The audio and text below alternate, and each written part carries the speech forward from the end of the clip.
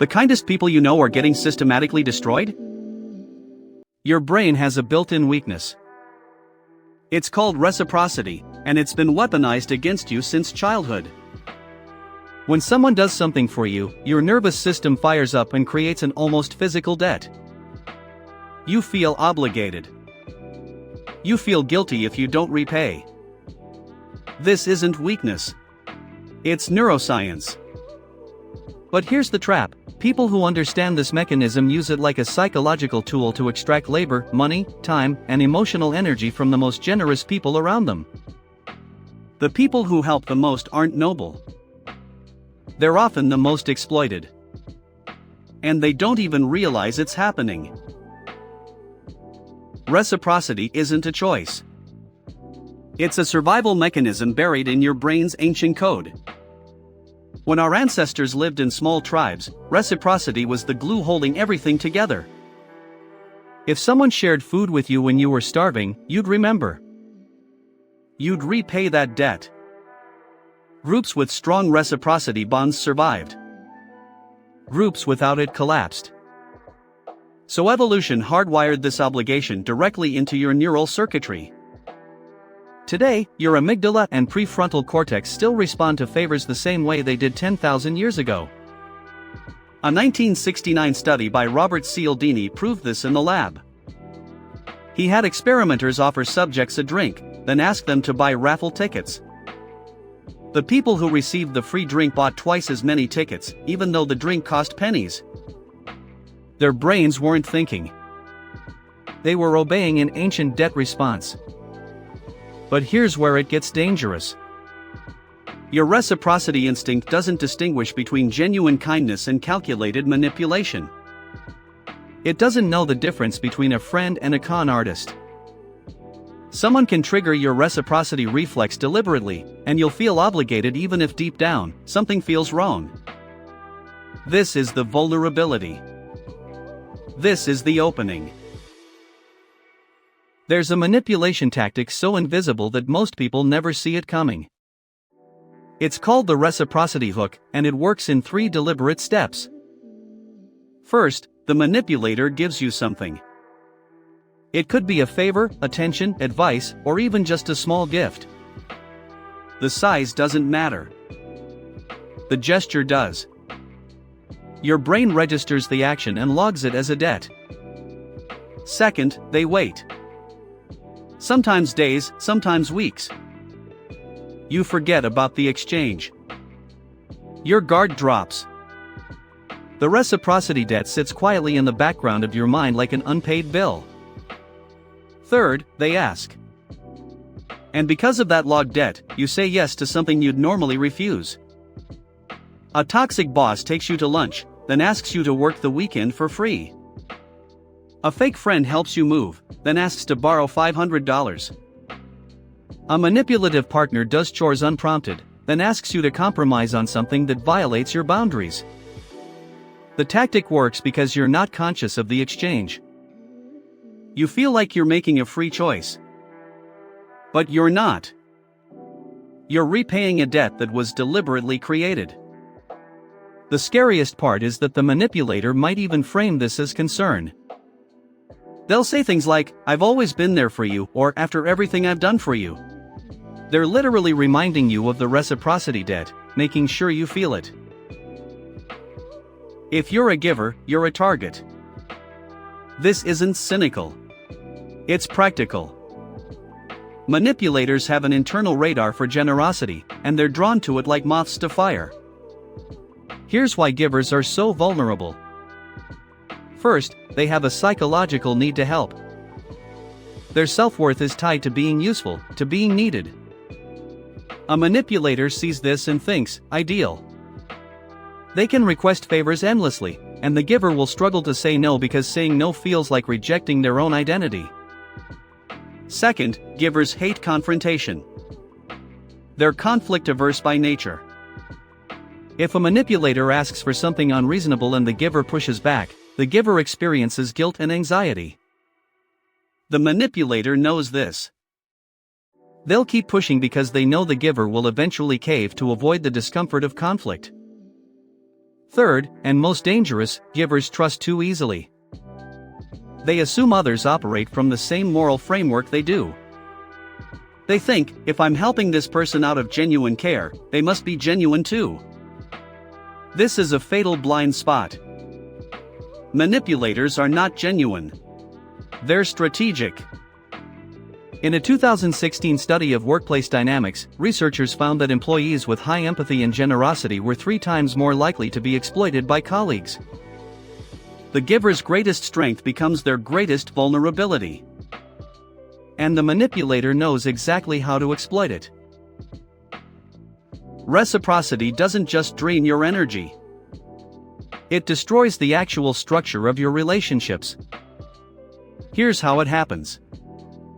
In healthy relationships, both people give and receive roughly equally over time. There's flow. Balance. But when reciprocity is weaponized, that balance breaks. The manipulator gives just enough to create obligation, then extracts far more than they contributed. Over months or years, the relationship becomes lopsided. The giver starts to feel resentful. They feel used, though they can't quite articulate why. The manipulator senses this resentment and preemptively defends themselves. They'll say things like, "I've always been there for you," or "How could you be ungrateful after what I've done?" This shifts the blame onto the giver for feeling tired. The giver, already conflict-averse, internalizes the message. They start believing they're selfish for wanting reciprocal treatment. The relationship becomes toxic, but the giver blames themselves. Eventually, boundaries dissolve entirely. The giver stops saying no. They accommodate every request, every whim. They're not doing it out of love anymore. They're doing it out of fear of judgment, fear of abandonment, fear of being labeled selfish or ungrateful. A partnership becomes a hostage situation, and both people know it but neither admits it. The saddest part is this: the giver leaves the relationship more broken than when they entered it. They've learned that their kindness makes them weak. That's the real damage reciprocity inflicts. Let's make this concrete. Here's what reciprocity manipulation looks like in real life. Example 1, the coworker who helps you with a project, then asks you to cover their shifts for months. They framed it as teamwork when they helped you. But when you push back, they remind you of what they did. "I thought we were friends," they say. You feel guilty, so you keep covering. Example 2, the family member who pays for your college tuition, then uses it as leverage for the rest of your life. Whenever you disagree with them, they bring it up. "After everything I've done for you." You can never fully separate from them because you're perpetually in debt. Example 3, the romantic partner who's so supportive, but their support comes with an invisible price tag. They'll listen to your problems, give advice, be emotionally available. Then, when you want to make a decision they disagree with, they remind you of all the times they were there. "I've sacrificed so much for us." Suddenly you can't make your own choices anymore. Example 4, the mentor who takes you under their wing, invites you to events, introduces you to important people. But then they expect you to promote their work, give them credit, or even work for them at below market rates. You feel obligated because they invested in you. In all these cases, the pattern is identical: the giver creates a debt, then collects it through guilt and obligation. The key to recognizing it is this: genuine kindness never comes with strings attached. If someone is regularly reminding you of what they've done, that's not love. That's accounting. Breaking free from reciprocity traps doesn't mean becoming cold or selfish. It means becoming strategic. Here's how. First, develop conscious awareness of reciprocity exchanges. Before you say yes to help someone, pause and ask yourself, is this person going to use this later to obligate me? Do they have a pattern of reminding me of past favors? If the answer is yes, help them anyway if you want to. But be clear with yourself that you're not creating a debt. You're making a free choice, and they cannot leverage it later. Second, establish clear boundaries around what you will and won't do. Don't hide these boundaries. State them directly. Say things like, "I'll help you move this Saturday, but I can't commit to helping you move again next month." Or, "I can listen to your problems for 30 minutes, but then I need to focus on my own work." Manipulators hate clear boundaries because boundaries prevent debt accumulation. Third, practice saying no without justification. You don't owe anyone an explanation for your boundaries. When someone asks you to do something and you don't want to, just say no.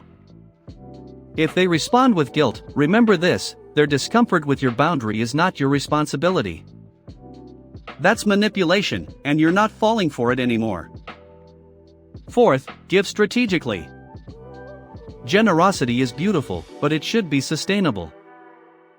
Don't give so much that you're depleted. Don't help people who consistently refuse to help themselves.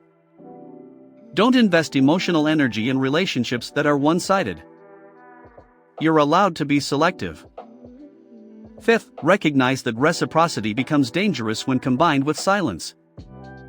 The moment someone reminds you of what they've done, the dynamic has shifted from generosity to obligation. Call this out. Say, "I appreciate what you've done, but I want to help you because I choose to, not because I owe you." If they push back, that tells you everything you need to know about their intentions. Breaking free means accepting this hard truth: some people will not accept boundaries gracefully. They will call you selfish. They will threaten to leave. Let them. A relationship that survives only because of obligation and guilt was never a real relationship. And you deserve better than that. Reciprocity is not evil. It's the foundation of human cooperation and trust. The problem is that it can be weaponized by people who don't respect your generosity. They exploit your neurological wiring to extract value from you while convincing you that you're the selfish one. But now you see the pattern. You understand the mechanism. You know what genuine kindness looks like, and you know what obligation masquerading as love looks like. The most important shift you can make is this: stop equating your value with how much you help others. Your worth is not measured in favors done or debts repaid. It's intrinsic. When you internalize this truth, manipulation loses its power. Manipulators target people who are desperate to be needed. But if you don't need to be needed, if you help from genuine choice rather than from a wound, suddenly you become invisible to them. They move on to easier targets. Strategic reciprocity is not cold. It's protection. It's the difference between giving freely and being drained. It's the difference between genuine relationships and toxic ones. And from this moment forward, you get to choose which one you build. Reciprocity is not evil. It's the foundation of human cooperation and trust. The problem is that it can be weaponized by people who don't respect your generosity. They exploit your neurological wiring to extract value from you while convincing you that you're the selfish one. But now you see the pattern. You understand the mechanism. When you internalize this truth, manipulation loses its power. Strategic reciprocity is not cold. It's protection. It's the difference between giving freely and being drained. And from this moment forward, you get to choose which relationships are worth building. If you want more videos like this, subscribe and follow Mind Architect. See you in the next one.